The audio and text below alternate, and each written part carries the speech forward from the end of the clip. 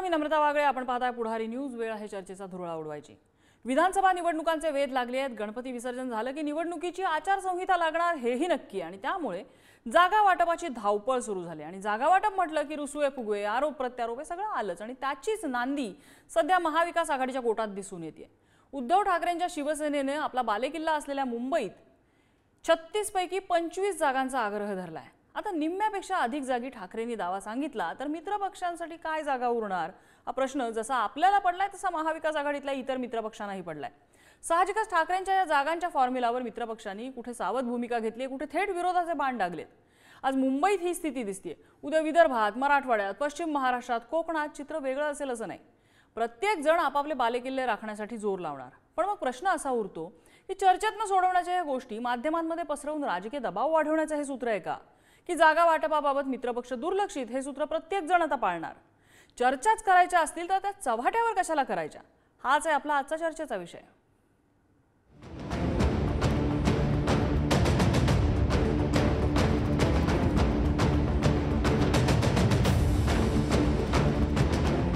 आणि या संदर्भात चर्चा करण्यासाठी आपल्यासोबत विद्याताई आहेत, राष्ट्रवादी शरदचंद्र पवार पक्षाच्या नेत्या. विद्या चव्हाण आहेत. विद्याताई, या सगळ्यामध्ये सूर असा दिसतोय की ठाकरे ज्यावेळेला जागेचा दावा करतोय 36 पैकी आम्ही एवढा जागा जगणार, एवढा 25 जागा आम्ही लढणार, मग मोठा भाऊ आम्हीच कुठेतरी होता सांगण्याचा प्रयत्न.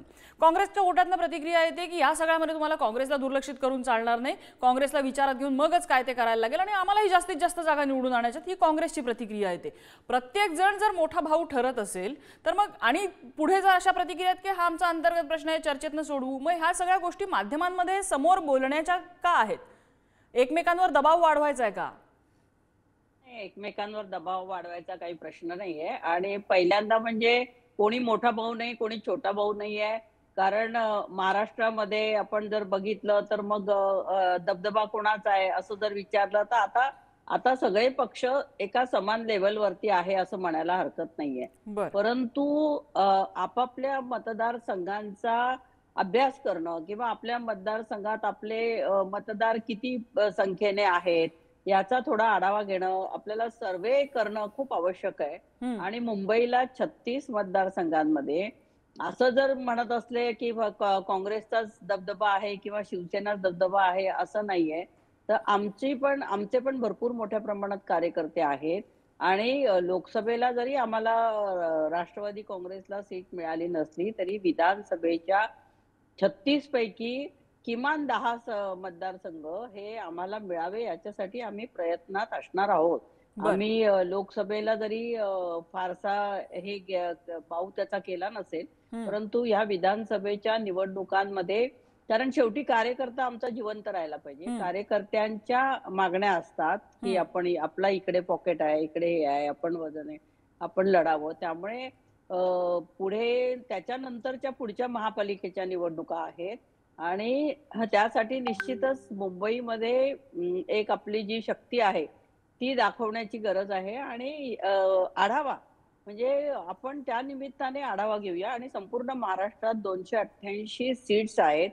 तिथे कुठल्या कुठल्या मतदारसंघामध्ये आपल्याला चांगल्यापैकी आपले मतदार आहेत आणि कुठे कुठून निवडून येण्याची शक्यता आहे. कारण ह्यावेळेस निवडून येण्याची शक्यता ही सगळ्यात मोठी महत्वाची आहे. मग पक्ष कुठलाही असो निवडून आलं पाहिजे. आणि तिन्ही पक्षांची जबाबदारी आहे की त्या उमेदवाराला निवडून आणणं. त्यामुळे ते व्यवस्थित त्याचा स्टडी करणं खालच्या ग्रासरूट वरती सुरू आहे. आणि निश्चितच राष्ट्रवादी काँग्रेसने पण त्याची तयारी चालवली. ठीक आहे. आपल्यासोबत हनुमंत पवार, अनिश गाडवे सुद्धा चर्चेत सहभागी झालेत. मी सुरुवातीला हनुमंत पवारांची प्रतिक्रिया घेते आणि मग अनिश गाडवेंकडे येते. हनुमंतजी, तुम्ही आता ऐकलं असेल विद्याताई म्हणाल्यात आम्हाला किमान मुंबईतल्या 10 जागा मिळाल्या पाहिजेत. ठाकरे दावा करतायत की आम्हाला 25 जागेवरती लढायचे. राहिला प्रश्न काँग्रेसचा. असे जर ह्या आकड्यांवरती तुमचे मित्रपक्ष अडून बसले तर काँग्रेससाठी 1 जागा उरतीये फक्त. नाही, देशभरामध्ये आकारात आलेली इंडिया आघाडी आणि त्याचा करता धरता काँग्रेस पक्ष, महाराष्ट्रात आकारात आलेली महाविकास आघाडी, यामध्ये काँग्रेसची मोठी भूमिका आहे. काँग्रेस आकडे आणि विधानसभेच्या सीटवर संख्येमध्ये 10-25 असं आकडं सांगण्याच्या भानगडीत आम्ही पडणार नाही. हे निश्चित आहे, हे ठरलेलं आहे. तिन्ही पक्षाच्या वरिष्ठ स्तरावर की आपल्याला महाविकास आघाडी म्हणून येत्या विधानसभेला सामोरे जायचं आहे. महायुतीचा पराभव करणं ह्याला प्राधान्य असणार आहे. हे करत असताना प्रत्येकाला आपापल्या पक्ष वाढवायची, संघटन वाढवायची, त्या मतदारसंघामध्ये आपली ताकद किती आहे ती ताकद जी आहे तिथून पुढे वाढवायचं स्वातंत्र्य आहेच आहे. पण याचा अर्थ कुठेही असा नाही की तिन्ही पक्षाचे वरिष्ठ नेते महाविकास आघाडीचे सीट वाटपासाठी एकत्र बसलेले नसताना आमच्यासारख्या प्रवक्त्यांनी 10, 5, 25 आकडे सांगणं खरं म्हणजे टाळलं पाहिजे. महाविकास आघाडीनं एकजुटीनं, एक मतानं, एक दिलानं सामोरे गेलं पाहिजे. या मतावर काँग्रेस पक्ष ठाम आहे. ज्यावेळेस जागा वाटपाचा प्रश्न येईल, त्या लोकसभा मतदारसंघातल्या विधानसभेच्या सीट वाटपाचा प्रश्न येईल, त्यावेळेस अर्थातच आदरणीय ताईंनी सांगितल्याप्रमाणे निवडून येण्याची क्षमता तिथं महाविकास आघाडीनं महायुतीच्या उमेदवाराचा पराभव केला पाहिजे, ही क्षमता पाहिली जाईल आणि त्यानुसार सीट वाटप पुढे जाईल. बर, निवडून येण्याची क्षमता प्रत्येकाची कुठे आहे? इलेक्टिव्ह मेरिटवरती जागा कुणाला किती द्यायच्या हे ठरणार आहे. आता आपण थोडंसं जर गणित बघितलं याच्यामध्ये, तर मागच्या निवडणुकीमध्ये 15 जागा मला वाटतं शिवसेनेच्या होत्या, राष्ट्रवादीची 1 आणि काँग्रेसच्या 4 जागा होत्या. आता शिवसेनेमध्ये फूट पडल्यानंतर जे आमदार विभागले गेले त्यामध्ये ठाकरेंकडे मला वाटतं 7 ते 8 आमदार ठाकरेंच्या सोबत आहेत, उरलेले शिंदेंसोबत गेलेले आहेत. मग त्या हिशोबाने 7 ते 8 हे ठाकरेंसोबत, 1 राष्ट्रवादी आणि 4 काँग्रेस. या हिशोबामध्ये जर वाटणी करायची म्हटली तर आपण अनिश गाडवेजी मला एक सांगा की 36 पैकी 25 जागा मागणं हे कुठल्या न्यायात बसतंय, की आधीपासून मोठा आकडा सांगून ठेवायचा की बार्गेनिंग मध्ये मोठा लॉट आपल्या हाती लागेल? माझा आवाज व्यवस्थित पोहोचतोय ना? तुमचा आवाज पोहोचतोय, बोला. ओके, बघा 36 पैकी 25 जागा मागणं किंवा 26 पैकी 36 जागा मागणं किंवा 36 पैकी 1 जागा मागणं हे आताच्या घडीला महत्वाचं खरंच नाहीये. पहिली गोष्ट, 36 पैकी 25 जागा मागणं असं हे फक्त आम्ही मीडियामध्ये ऐकतोय. शिवसेनेचा प्रवक्ता म्हणून मला कुठलीही अशी अधिकृत माहिती आलेली नाही. पहिली गोष्ट, जर तशी अधिकृत काही माहिती असेल तर महाविकास आघाडी तशी पत्रकार परिषद घेईल आणि महाविकास आघाडी तशी त्याची घोषणा करेल. महाविकास आघाडीमध्ये काही एकमेकांशी चर्चा करून ठरत असतं. महाविकास आघाडीमध्ये कुठलाही बेनवा नाहीये जो महायुती सारखा आहे. कारण केसरकरांच्या जागेवर कोण नावा ठेवतंय, उदय सामंतांच्या जागेवर कोण नावा ठेवतंय, हे काही वेगळं सांगायची आता गरज नाही. महाविकास आघाडी तुम्ही पाहिलं असाल ज्यावेळेस लोकसभेच्या निवडणुका लढली त्याही वेळेस त्यांच्यासारखं सिंक्रोनायझेशन कुठल्याही पक्षात नव्हतं. त्यावेळेसही शिवसेना 21 जागा लढली होती. काँग्रेसच्या जागा होत्या, राष्ट्रवादीच्या होत्या, पण कुठेही तुम्हाला भांडण तक्ता दिसला नाही. जो काही असेल तो बंद खोल्यामध्ये चर्चा व्हायची, महत्वाच्या नेत्यांमध्ये चर्चा व्हायची आणि ते सगळं तिथे सॉल्व्ह व्हायचं. आणि यालाच म्हणतात ताळमेळ. महायुतीचं शक्य नाही. त्या अशा काही 25 वगैरे जागा सांगायच्या, हा सध्या एक मला ट्रेंड दिसतोय. मला कुठेही असं ऐकिवात नाही की 25 जागांवर शिवसेना आपला दावा ठेवते. शिवसेने पडला किंवा त्याच्यावर पण डिस्प्यूट तयार करत आपण करणार आहोत त्याच्यावर. पण जर शिवसेनेचे 4 खासदार असले तर शिवसेनेच्या पक्षप्रमुखांना याविषयी घोषणा होईल ना, तसं काही असेल तर महाविकास आघाडीच्या नेतृत्वातर्फे त्याविषयी घोषणा होईल. बर, अधिकृत या पद्धतीने कुठलाच शब्द आला नाहीये. मात्र संजय राऊत असं म्हणतात की आम्ही सगळ्याच्या सगळ्या 228 जागांची असेसमेंट करतोय आणि साहजिक आहे कुठलाही राजकीय पक्ष जास्तीत जास्त जागा आपल्या पदरात पाडून घेण्यासाठी त्यांचा प्रयत्न सुरू असतात. माझा विद्याताईंना प्रश्न आहे. विद्याताई, आज ठाकरे म्हणतात की मुंबई आमचा बालेकिल्ला, उद्या पश्चिम महाराष्ट्रामधनं तुमच्या पक्षाकडनं अशी मागणी येऊ शकते की काय पश्चिम महाराष्ट्रामध्ये काय 20-25 जागा असतील त्याच्यापैकी 70% जागा आम्ही लढणार? नाही, असं बिलकुल नाहीये. आणि शिवसेनेने काय मुंबई त्यांचा बालेकिल्ला असं सांगितलेलं नाहीये, मला नाही वाटत आहे. आणि आकडा मी जो सांगितला तो तुम्ही 25 आकडा म्हणाला म्हणून मी म्हटलं आम्ही 10 पर्यंत तर निश्चितच लढू, त्याच्यापेक्षा कमी लढणार नाही. हे एक गणित मी त्याचं सांगून ठेवलं. परंतु ह्याच्यात काही बदल होणार नाही किंवा हा अगदी काळ्या दगडावरची रेघ आहे असं काही नाहीये. शेवटी सगळे पक्षातले ज्येष्ठ आणि त्यातले तज्ज्ञ मंडळी बसून कुठल्या जागा कोणाला देण्यात येतील याचं व्यवस्थित पार्लमेंटरी बोर्ड समोर इंटरव्ह्यू होतील किंवा काही नावं सुचवले जातील. त्याच्यानंतर कोणाची निवडून येण्याचे जास्त चान्सेस आहे, त्याचा सर्व्हे काढण्यात केला असेल तर सर्व्हे काय सांगतोय, ह्या सगळ्याचा अनालिसिस करून नंतरच त्या जागा ठरवण्यात येतील. परंतु जेव्हा पूर्वी काय असायचं, एक तर शिवसेना आणि भाजप एकत्र लढत होते, त्याच्यानंतर काँग्रेस आणि एनसीपी एकत्र लढत होती, त्याच्यानंतर काही वेळा चौघही पक्ष वेगवेगळे लढले होते. त्यामुळे प्रत्येक वेळेस गणित बदलत गेलेली आहेत. त्यामुळे ह्या वेळेस तिघांनी एकत्र जर लढायचं असेल तर प्रत्येकाच्या सीट्स थोड्या थोड्या कमी होणार आहेत. म्हणजे जे दोघांमध्ये ज्या डिवाइड होतील त्या तिघांमध्ये होणार आहेत. आता 3 वाटे होणार आहेत आणि त्याच्यामध्ये ज्या पक्षाची ताकद जिथे आहे, जिथे निवडून येण्याची शक्यता आहे, त्या सीट लढवण्याची मागणी करण्यात येईल. आणि प्रत्येक पक्ष आपापली पडताळणी करतोय की प्रायमरी कशा प्रकारे, कुठे आपल्याकडे जास्ती ताकद आहे, कुठे आपल्याला चान्सेस आहेत, कुठे. तर हे सगळं आता सुरू झालेलं आहे. म्हणजे एकंदर खालनं प्रक्रिया सुरू झालेली आहे. आता काही लोकांची, कार्यकर्त्यांची अपेक्षा असते की आम्हाला लढायचे, इथून आम्हाला लढायचे. ते सगळं विचारात घेऊनच नंतर अंतिम निर्णय होईल. परंतु आता पक्ष लेवलवर ही चाचपणी सुरू आहे आणि नंतर काय तो फायनल निर्णय तिन्ही पक्ष मिळून घेतील. ठीक आहे. हनुमंत पवारजी, याच्यामध्ये एक प्रश्न माझा काँग्रेसला असा आहे, काँग्रेसची थोडीशी अडचण होते का हो? कारण हायकमांड हा विषय जिथे येतो तिथे काँग्रेसचे हायकमांड जरा दूर अंतरावर दिल्लीत बसलेले आहेत. राष्ट्रवादीचे शरद पवार इथेच असतात, शिवसेनेचे उद्धव ठाकरे इथेच असतात. काँग्रेसची त्या बाबतीमध्ये थोडीशी अडचण होऊन बसते दिल्लीत हायकमांड असल्यामुळे. कारण बघा, इकडे 25चा आकडा आलाय, विद्याताईंनी आता 10चा आकडा सांगितला. आकडा काँग्रेसच्याच गोटातला बाहेर आलेला नाहीये.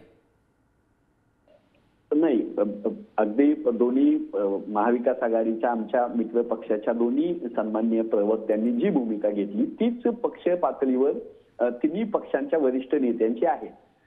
काही महायुतीच्या लोकांना किंवा काही प्रसार माध्यमातील लोकांना पण असं हवं आहे का की महाविकास आघाडीनं सीट वाटपावर अगदी एकमेकाला झुंजलं पाहिजे? आहे अपवाद, सांगलीच्या सीटवर लोकसभेला जशी ओढाताण झाली किंवा आणखी काही ठिकाणी झाली, तसं विधानसभेला होणार नाही. तिन्ही पक्ष, मी सुरुवातीला सांगितलं तसं, एक दिलानं, एक मतानं, एकजुटीनं महायुतीला पराभूत करायचे.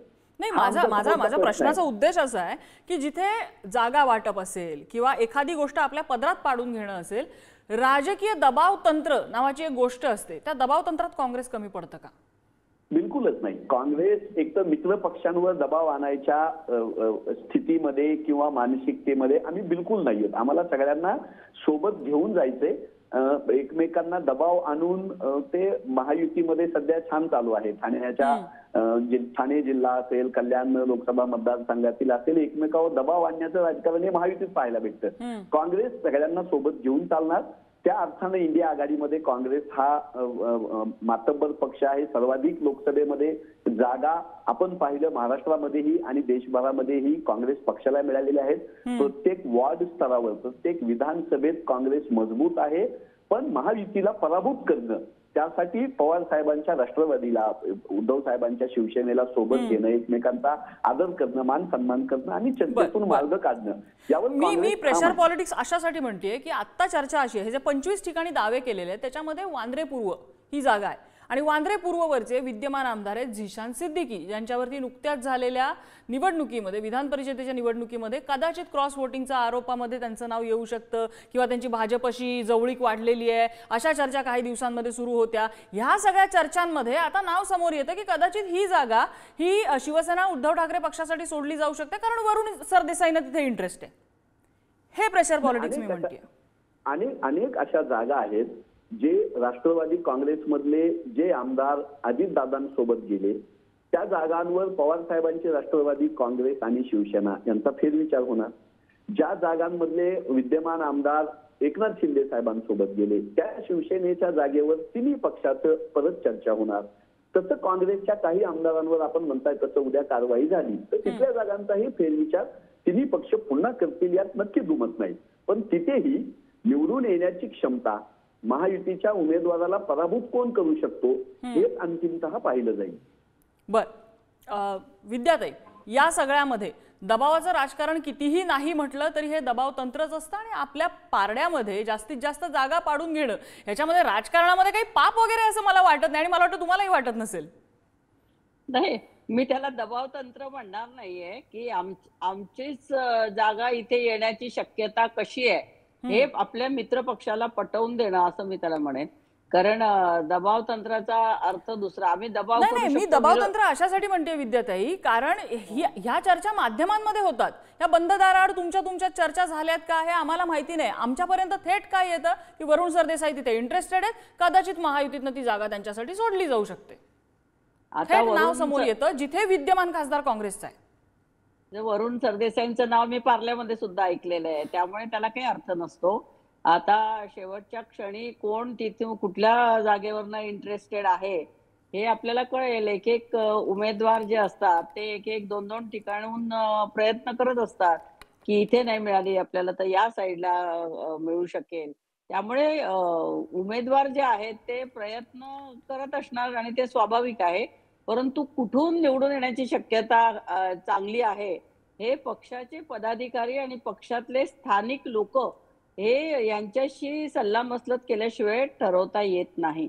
त्यामुळे दबाव तंत्र मी म्हणणार नाही, परंतु एकमेकांवरती की नाही, पण पक्षाच्या हायकमांडच्या घरामधील जर संभाव्य उमेदवार असेल तर थोडा दबाव वेगळा असतो असं नाही वाटत? आता ते काय दबाव वगैरे असेल असं नाही मी म्हणत, पण आपली जर तिकडे त्याच तोलामोलाची सीट असेल तर आपण आपल्या हायकमांडला सुद्धा सांगू शकतो की बाबा यापेक्षा ही सीट येण्याची शक्यता जास्ती आहे. ते आपल्या हायकमांडला पण पटवून देण्यामध्ये आपले पदाधिकारी कार्यकर्ते यांनी आपलं स्किल वापरलं पाहिजे आणि हायकमांडला पण हे समजलं पाहिजे की कुठली सीट इथे येऊ शकते आणि जी कुठली सीट देतील ती सगळ्यांनी मिळून निवडून आणणं हे शेवटी सगळ्यात महत्वाचं आहे. आणि ते तिन्ही पक्षांची जबाबदारी आहे की असं बिलकुल नाहीये की काँग्रेसची सीट असली तर राष्ट्रवादीने लक्ष द्यायचं नाही किंवा शिवसेनेने लक्ष द्यायचं नाही. आणि शिवसेनेचं मला कौतुक वाटतं कार्यकर्त्यांचं की ते खूप लढवय्ये आहेत आणि त्यांना असं वाटतं की ही महाविकास आघाडीची प्रत्येक सीट आली पाहिजे. आम्हाला सगळ्यांनाच वाटतं, कारण लोकसभेच्या निवडणुकांमध्ये सगळेजण ईर्ष्येने पेटून उठले होते की नाही ही सीट आपलीच आहे. मग ती शिवसेनेची असली तर आता मुंबईमध्ये राष्ट्रवादीला सीट नव्हती, परंतु आमचे कार्यकर्ते मोठ्या याने फिरत होते. काँग्रेसचे लोक होते, कार्यकर्ते होते, शिवसेनेचे कार्यकर्ते होते. कुठेही जा महाराष्ट्रभर हे चित्र होतं की प्रत्येक ही जी सीट आहे ही आपली सीट आहे आणि ती निवडून आणणं हे एकमेव उद्दिष्ट आहे. त्यामुळे आपल्याला रिझल्ट पण चांगले बघायला मिळाले आणि विधानसभेच्या वेळी सुद्धा कार्यकर्ते जिद्दीने महाविकास आघाडीची सत्ता महाराष्ट्रात आलीच पाहिजे ह्या त्वेषाने मला असं वाटतं लढतील आणि जिंकून सुद्धा येतील. ठीक आहे. हनुमान पवारजी, या सगळ्यामध्ये तुम्ही सांगताय की सगळ्या चर्चेतनं मुद्दे सुटतील, आमची चर्चा होईल, कोण कुठच्या ठिकाणी वरचढ आहे, कोणाची ताकद कुठे जास्त असेल हे सगळं जोखलं जाईल, मगच जागा वाटप होईल. आम्ही साधारण एवढ्या जागा याच्यासाठी आम्ही इच्छुक आहोत, एवढ्या जागा आम्ही कदाचित लढू इच्छितो वगैरे इच्छा व्यक्त केली जाते. मात्र दुसरीकडे जिथे ठाकरेंच्या शिवसेनेमधनं जर 25 जागा, आता मुंबईपुरतं मी बोलते म्हणून 25 जागा सांगते, जागांचा दावा केला जात असेल की आम्हाला एवढ्या जागा पाहिजेत कारण हा आमचा सपोजिटली बालेकिल्ला आहे. आता ह्यामध्ये मित्र पक्षांना थोडासा खेळण्यासाठी अवघड असा यॉर्कर टाकलाय असं नाही वाटत? नाही, खरं म्हणजे अधिकृतरित्या असं काही आलेलं नाहीये. तसं काँग्रेस आता उद्या आमची महाराष्ट्र प्रदेश काँग्रेसची राष्ट्रीय सरचिटणीस के.सी. वेणुगोपाल साहेबांच्या उपस्थितीत, प्रदेशाध्यक्ष नानाभाऊ आणि सगळ्या ज्येष्ठ नेत्यांच्या उपस्थितीत आमची ही विधानसभेच्या निवडणुकीला सामोरे ठेवून आढावा बैठक होणार आहे. त्यामध्ये मुंबईचाही आदरणीय वर्षाताई आहेत आणि सगळी सिनियर मंडळी आहेत, तिथंही चर्चा होईल. आपापसामध्ये आमचं अगोदर आपली ताकद जोखणे, आपण नेमकं लोकसभा निवडणुकीनंतर विधानसभेला सामोरे जाण्यासाठी आमची एक्सरसाइज चालूच आहे. त्यामधून आमचाही एक आकडा आहेच आहे, काही असं नाही. महाराष्ट्राच्या विधानसभा निवडणुकीला सामोरे जाताना काँग्रेस पक्षामधून आमची तयारी जोरदार चालू आहे. पण याचा अर्थ असा नव्हे की काहीतरी एक आकडा टाकून चर्चा एकमेकाची मनं दुखावतील आणि वाद वाढतील, विसंवाद वाढेल, असा प्रयत्न काँग्रेसचा कधीही असत नाही. तसा प्रयत्न इतरांचाही अजून तरी नाहीये. पण माध्यमांमधून अशा बातम्या काय येत आहेत आणि हे कोण करतंय हे खरं म्हणजे तिन्ही पक्षाचे इथं आम्ही पदाधिकारी आहोत, प्रवक्ते आहोत. हा संशोधनाचा विषय आहे की अशा काही 25 जागांचा दावा शिवसेनेनेही नक्की केलेला नाही. तसा काय प्रस्ताव काँग्रेसकडे वा राष्ट्रवादीकडे बिलकुल आलेला नाही. पण तयारी शिवसेनेची चालू आहे, तयारी पवार साहेबांच्या राष्ट्रवादीची चालू आहे, काँग्रेसची तयारी जोरदार चालू आहे. नाही, या सगळ्यामध्ये मुद्दा एक असा राहतो की जागा वाटप व्हायचं तेव्हा होईल, मात्र एका पद्धतीने आपला रेटा हा जरा जास्त जोराने प्रत्येक पक्ष ठेवण्याचा प्रयत्न करतो. रेटा अशासाठी की आपली बार्गेनिंग पॉवर काय आहे आणि त्या हिशोबाने आम्हाला किती जागा मिळाल्या पाहिजे. ज्या वेळेला आपण घासाघीस करतो एखाद्या गोष्टीसाठी त्यावेळेला आपली किंमत ही थोडीशी जरा वरच्याकडे झुकणारी असते, जास्तीकडे झुकणारी असते. तो जेव्हा आकडा पहिला समोर येतो तेव्हा त्याच्या जवळपास जाणारं काहीतरी आपल्या पदरात पडतं. असा एक घासाघिशीचा अघोषित नियम असतो. कदाचित ठाकरेंच्या गोटातनं समोर आलेला हा जो 25चा आकडा आहे तो अशीच टोकाचा आकडा आहे का? ठाकरे खरंच 25 जागा लढतील का? ठाकरेंच्या वाट्याला तेवढ्या किंवा त्याच्या आसपास जाणाऱ्या जागा येतील का? हे अर्थात येणारा काळ ठरवेल. गणपतीपर्यंत मला वाटतं नक्की हे चित्र स्पष्ट झालेलं असेल. या चर्चेसाठी आपल्याला विद्याताई आणि इतर मान्यवरांनी वेळ दिला. सगळ्यांचे आभार. चर्चेचा आजचा धुळा इथेच जमलेला आहे. उद्या पुन्हा भेटूया नवीन विषयासह. पात्रा पुढारी न्यूज.